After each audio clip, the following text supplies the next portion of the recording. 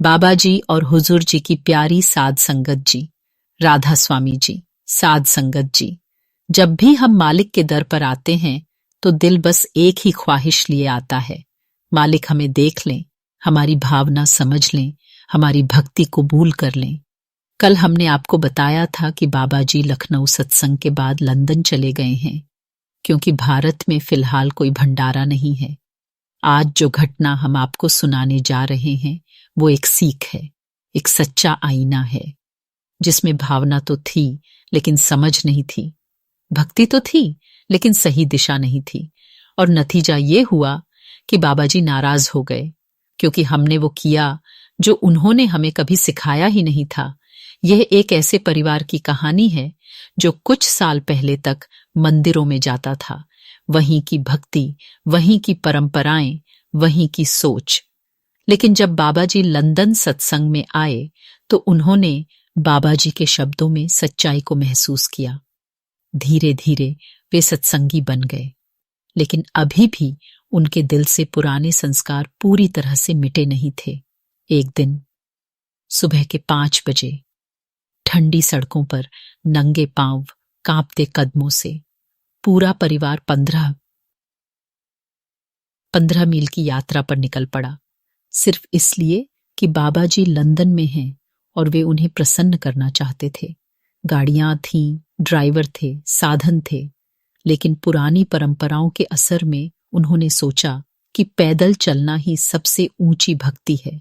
हाथों में मिठाइयां, मन में उमंग, आंखों में बाबा जी के दर्शन की प्यास और दिल में एक भोली सी उम्मीद कि शायद बाबा जी खुश हो जाएंगे।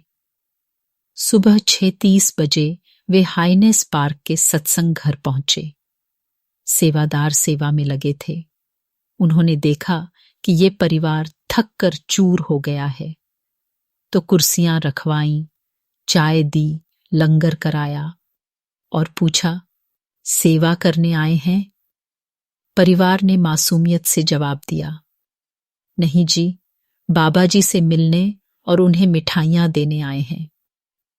सेवादार थोड़ा चौंके, पर आज दर्शन का कोई कार्यक्रम नहीं है। परिवार ने सिर झुका लिया। उन्हें कुछ भी जानकारी नहीं थी, बस भावना में बहकर आ गए थे। सेवादारों ने बाबा जी को जाकर सब बताया। बाबा जी ने चुपचाप सुना, फिर धीरे से बोले, उन्हें मेरे पास बुलाओ। जब परिवार बाबा जी के सामने पहुंचा, उन्होंने श्रद्धा से प्रणाम किया और उपहार बाबा जी के आगे रख दिए, लेकिन बाबा जी थोड़ा पीछे हट गए। गंभीर निगाहों से देखते हुए बोले, ऐसा मत कीजिए। क्या सच में नंगे पांव आए हैं? क्या साधन नहीं थे? परिवार ने भाव में कहा, थे मालिक, लेकिन हम तो भावना से आए हैं। बाबा जी का चेहरा थोड़ा सख्त हो गया, आवाज धीमी लेकिन भीतर तक चीर देने वाली। ये कैसी भावना है? क्या मैंने कभी कहा कि पैदल चलो, नंगे पैर चलो? अगर मालिक इसी से मिल जाता तो मैं संगत को कभी चप्पल पहनने की इजाजत न देता। मालिक दिल में है, रास्तों में नहीं। अगर मिठाई और पैदल चलने से आत्मा शुद्ध हो जाती तो फिर सद्गुरु की शिक्षाएं किस लिए होती? बाबा जी का स्वर थोड़ा रुंधा हुआ लगा, जैसे कोई पिता अपने बच्चों की नासमझी से दुखी हो। मैं भक्ति के नाम पर भ्रम नहीं चाहता। मैं संगत को इस अंधविश्वास से बाहर निकालने आया हूं, न कि और गहराई में धकेलने। सच्ची भक्ति का मतलब है अपने कर्मों को सुधारना, अपने अंदर झांकना और जो कुछ सत्संग में सुना उसे जीवन में उतारना।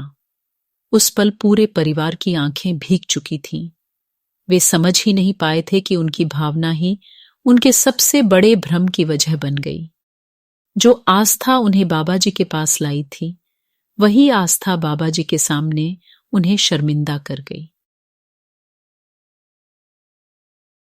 आपने इतने सत्संग सुने, फिर भी भक्ति का मर्म नहीं समझ पाए। भक्ति दिखावे में नहीं, दिल के अंदर के बदलाव में है। मैं कोई भगवान नहीं कि मेरे लिए मिठाइयां लाई जाएं। मैं तो बस मालिक का एक सेवक हूं। जो आपको सही दिशा दिखाने आया हूं। परिवार के हाथ कांप रहे थे, आंखों से अश्रुधारा बह रही थी।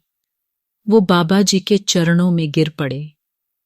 माफ कर दीजिए बाबा जी, हमसे भूल हो गई। बाबा जी ने उन्हें उठाया, पर उनके शब्दों की गूंज अभी भी हवा में तैर रही थी।